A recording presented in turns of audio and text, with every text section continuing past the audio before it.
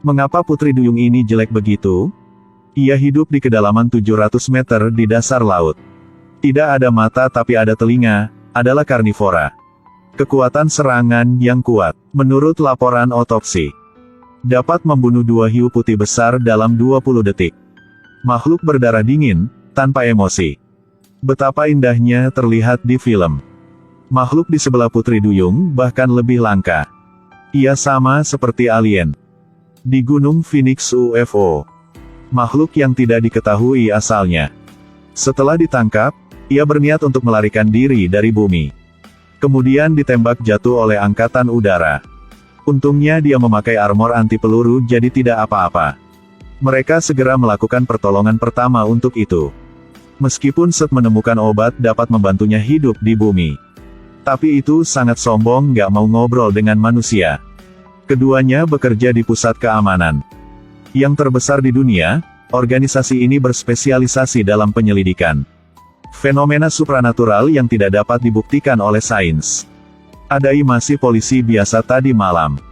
Ketika patroli, ia menemukan seseorang menyelinap melakukan sesuatu. Jadi ia buru turun ke mobil dan bertanya. Tidak heran dia melarikan diri. Tidak hanya dia bisa terbang. Dan tubuhnya masih sangat kuat walaupun ditabrak mobil. Tapi tidak sakit juga. Ia baik mengancam pengemudi wanita maupun mengejek Adai. Setelah melihatnya, Adai dengan cepat ambil pistol dan tembak pria berbaju hitam itu terus-menerus. Tidak terluka tapi masih menggodanya. Kemudian melompati pagar dan lari. Meskipun tidak bisa menangkapnya. Tapi tindakan Adai dilihat oleh atasannya. Keesokan harinya, dia langsung dikirim ke pusat keamanan. Saat masuk ke dalam, ia tercengang. Karena peralatan modern di sini ia belum pernah melihatnya. Tidak heran ada hal-hal modern seperti itu di dunia. Pusat keamanan ini tidak seperti pusat lain di dunia. Hal-hal yang Anda menyaksikan dan mendengar di sini dianggap sebagai rahasia negara. Anda mungkin tahu aturan privasi, kan? Siap komandan. Ana mengajaknya berkeliling. Lalu mereka mencapai ruang rahasia pertama. Di dalam ruangan ada 4 tabung reaksi yang berisi nutrisi.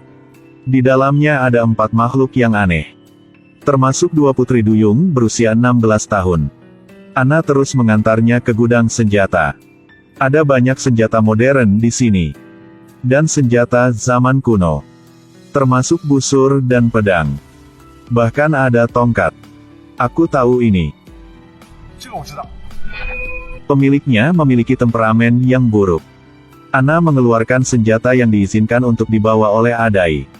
Apakah ini pistol? Apakah itu merusak? Ini adalah senjata yang baru penelitian. Memiliki 2 cara menggunakan kondensasi udara dan pendinginan cepat. Hulu ledak udara. Dapat dengan mudah menembak melalui M1. Dibuat di AS, tebal 70 cm. Kalau menembak makhluk itu maka akan menghancurkannya. Hulu ledak dingin bisa membekukan tujuan dalam sekejap mata. Adai tidak percaya, jadi dia mencobanya. Tak disangka, tidak sengaja menarik pelatuknya. Tembak laras dasar, pangkalan segera mengaktifkan sistem tempur. Untungnya, Ana segera memberi perintah untuk menghapus peringatan itu. Tetapi keduanya juga mendapat 10 tahun karena merusak properti publik. Siapa yang mengira bahwa bos membebaskan mereka sebelumnya? Hanya karena rekaman berasal dari Kepala Angkatan Udara.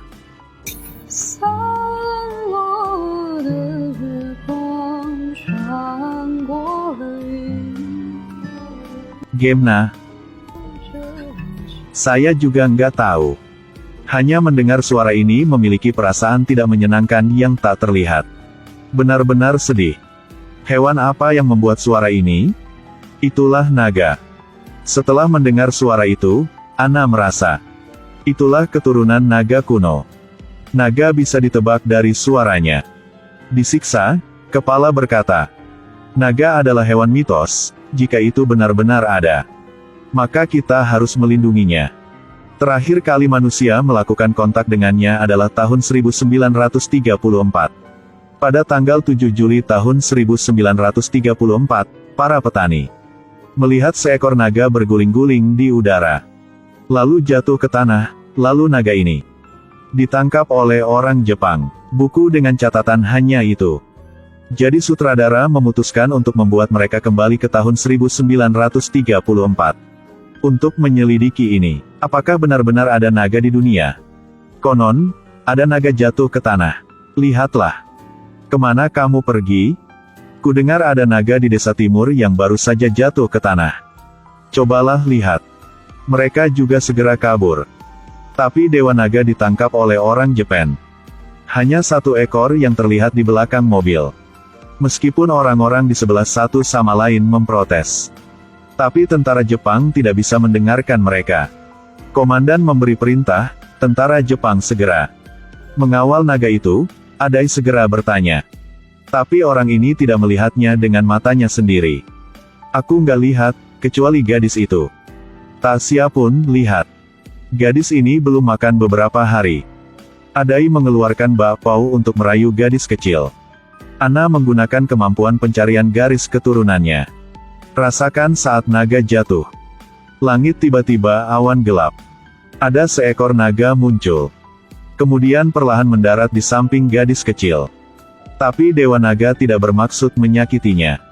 Tapi masih dekat untuk menyapa, lihat tamu aneh ini. Gadis kecil itu tidak takut, tetapi mengangkat tangannya untuk menyentuh.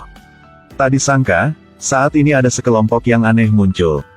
Menyerang naga, meskipun sudah waktunya. Melawan tapi tak disangka. Tentara musuh memiliki senjata modern. Naga itu ditembak satu kali dan jatuh. Seorang wanita memasang perangkat ke tubuh naga. Gadis itu tiba-tiba menoleh ke arah Ana, ternyata orang-orang itu juga bepergian melalui ruang angkasa, keduanya segera kembali ke zaman modern. Melaporkan ini ke kepala. Lihat orang-orang itu. Ingin menghancurkan sejarah, dengan sengaja membantu tentara Jepang menangkap naga.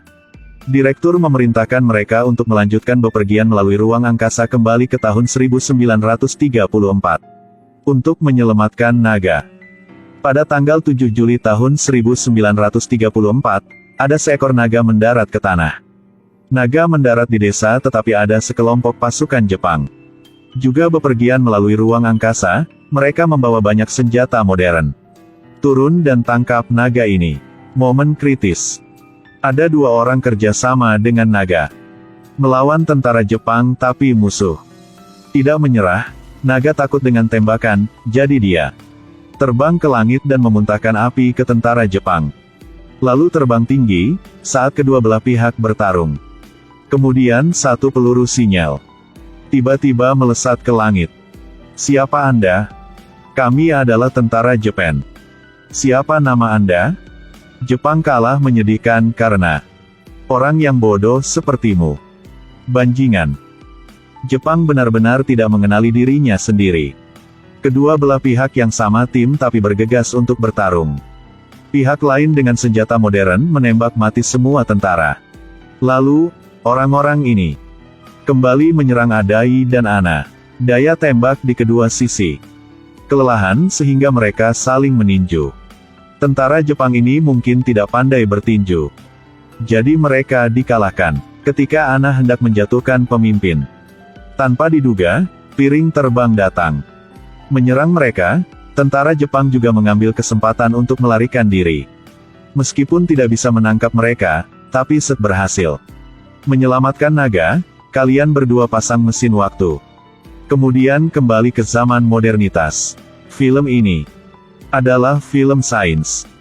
Tapi ada beberapa detail yang agak konyol. Apalagi sang sutradara juga membiarkan sang penjahat